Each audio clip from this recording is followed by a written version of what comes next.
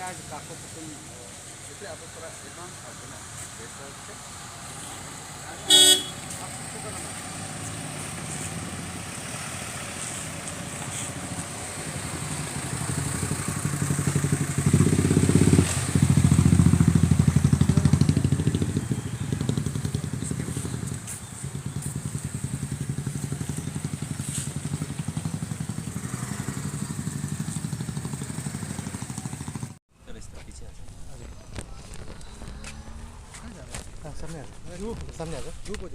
Cost us, so we are forced to answer.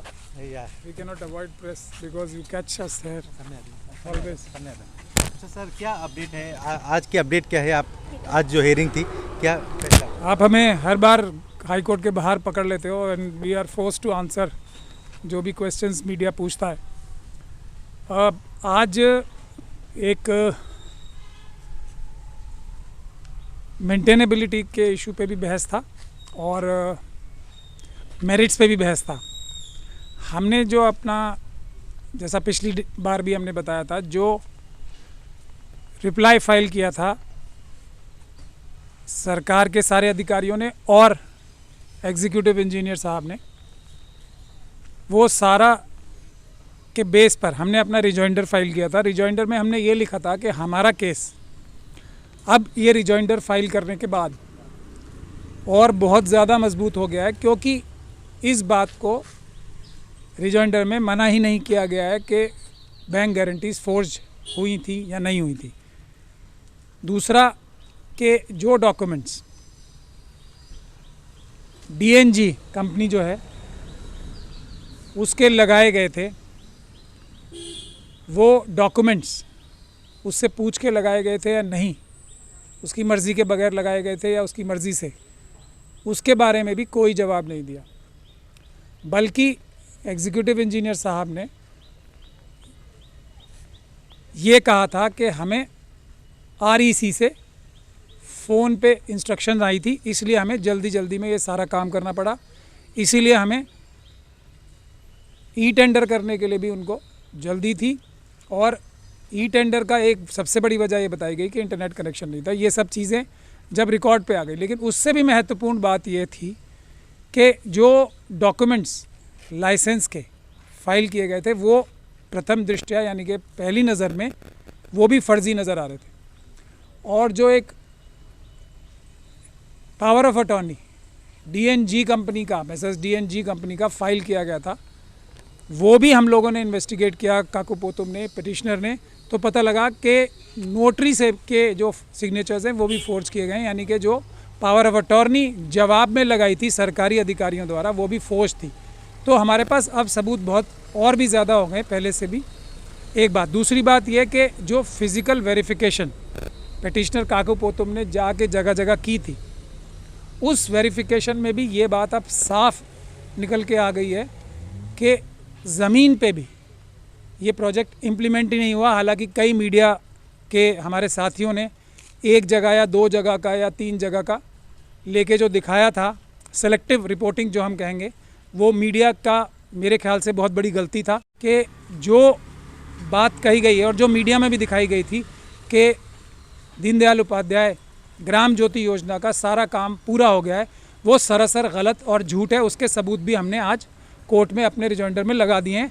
तो media का role भी इसमें अब बहुत ही ज़्यादा शक के दायरे में आ जाता।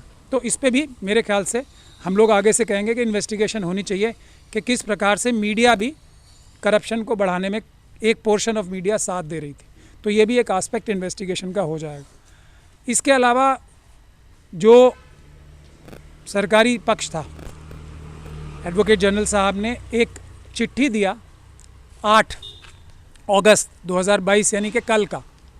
उसमें ये कहा कि जो ये सब सरकारी अधिकारी जिनके ऊपर इल्ज़ाम लगाए जा रहे हैं करप्शन के, उनको सरकार ने, कॉम्पिटेंट अथॉरिटी ने सैंक्शन देने से ही मना कर दिया।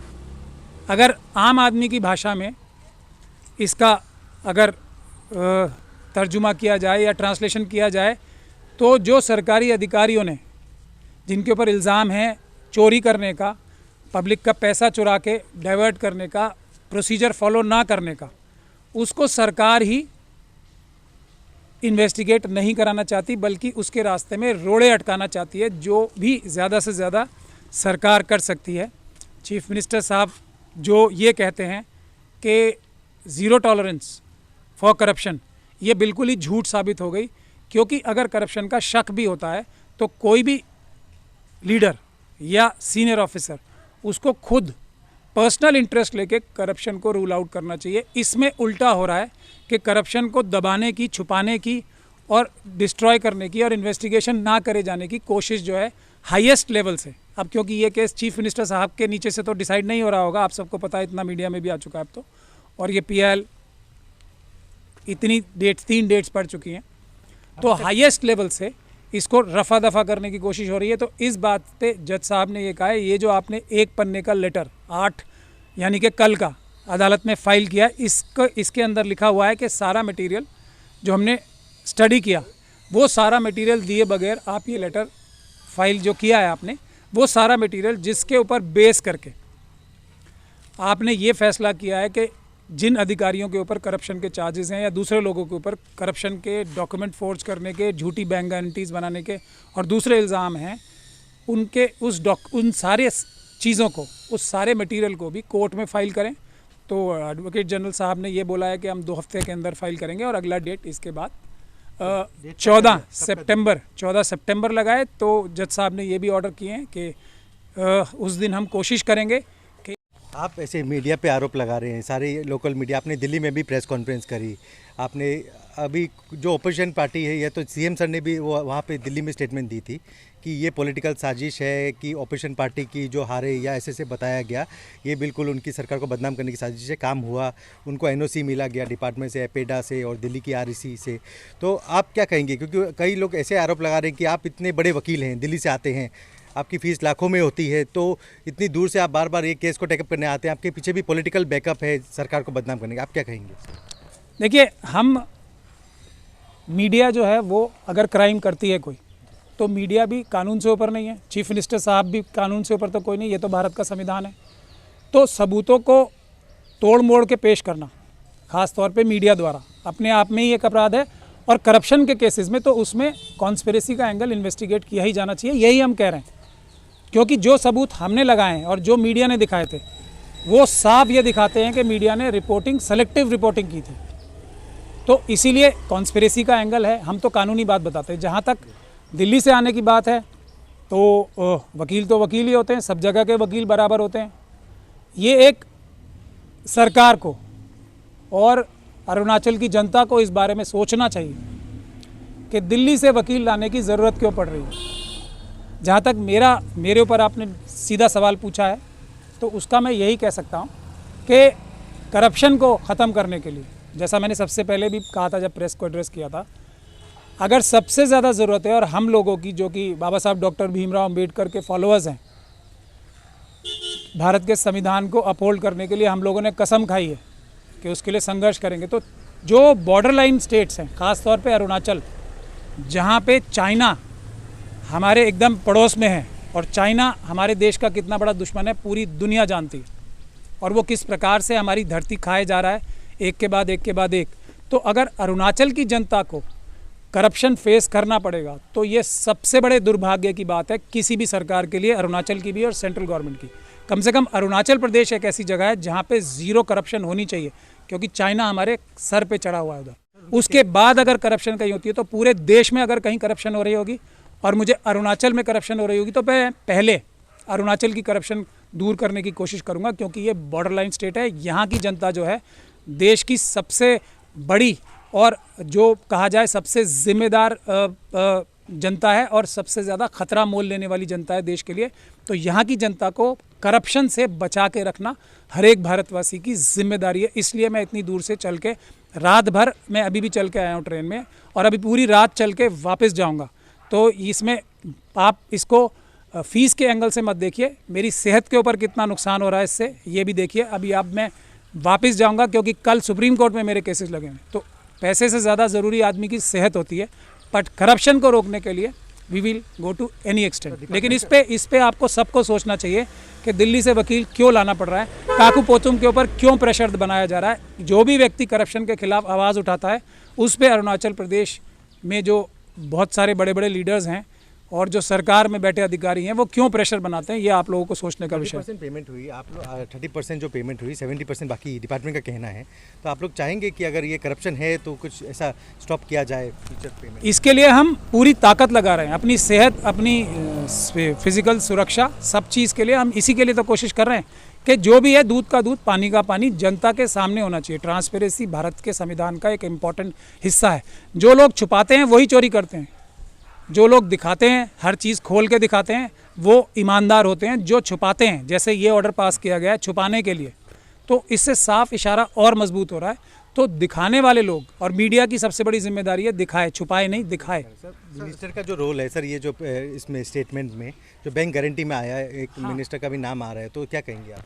देखिए, मैंने पहले भी कहा है, मैं बार बार इस बात को कहता हूँ, किसी मिनिस्टर का नाम आए, किसी पॉलिटिकल ओपोनेंट का नाम आए, वो महत्वपूर्ण नहीं है। सच महत्वपूर्ण है, करप्शन हुआ है या नहीं है ये महत्वपूर्ण है, या किसने करप्शन का मुद्दा उठाया है ये महत्वपूर्ण है। ये तो वो लोग हैं जो लोग चोरी कर रहे हैं, वो उनके पास ये कहने के लिए तो कुछ नहीं है कि हमने चोरी नहीं की, देखिए ये सबूत, उसके लिए उनके पास ज़ीरो सबूत है। हाँ, ये कहने के लिए बहुत सबूत है कि मैं किसी मोटिवेशन से आ रहा हूँ, जो कि कोई ईमानदार मंत्री है या कोई भी व्यक्ति जो ईमानदार है, कोई ईमानदार पॉलिटिकल पार्टी है या कोई ईमानदार ग्रुप है, वो अगर करप्शन का मुद्दा उठा रहा है तो उनके ऊपर इल्ज़ाम लगाए जा रहे हैं। मेन इशू क्या है, करप्शन हुआ है या नहीं है, उस पर क्या बोल रही है सरकार और चीफ मिनिस्टर साहब, इस पर ध्यान देना चाहिए आपको। मेरा ख्याल तो यही है। सर, आपने अभी भी कहा कि काकोपोतम अब मैं ये सब डिटेल्स बता के उनकी जान को और ख़तरे में नहीं डालना चाहता। मैं आपको इतना ही बता रहा हूँ कि अरुणाचल की जनता को काकोपोतम और इन जैसे जो बहुत मुट्ठी भर ऐसे लोग रह गए हैं जो कि करप्शन मिटाने के लिए अपनी जान की बाजी लगा रहे हैं, उनके साथ खड़े होना चाहिए। ऐसे सभी लोगों के साथ, चाहे वो पॉलिटिकल लोग हों या नॉन पॉलिटिकल लोग हैं, जो करप्शन के खिलाफ लड़ रहे हैं, तो उसकी मदद करनी चाहिए, उसके साथ खड़े होना चाहिए। ये कोई ग्राउंड नहीं है कि एक आदमी पॉलिटिकल है तो वो किसी को अपोज नहीं कर सकता। काकोपोतम तो बिल्कुल ही न्यूट्रल आदमी है, मैं भी बिल्कुल ही न्यूट्रल आदमी हूँ। मैं करप्शन के खिलाफ हूँ। अगर कोई अच्छा काम कोई भी सरकार करेगी तो उसकी तारीफ भी करता हूँ। आप इतने बड़े वकील हैं, इसके बाद अगर फैसला नहीं हुआ, आप ऊपर हाई कोर्ट, ऊपर सुप्रीम कोर्ट तक जाएंगे? बिल्कुल, अगर यहाँ पे हम अपने पूरी ताकत लगाएंगे।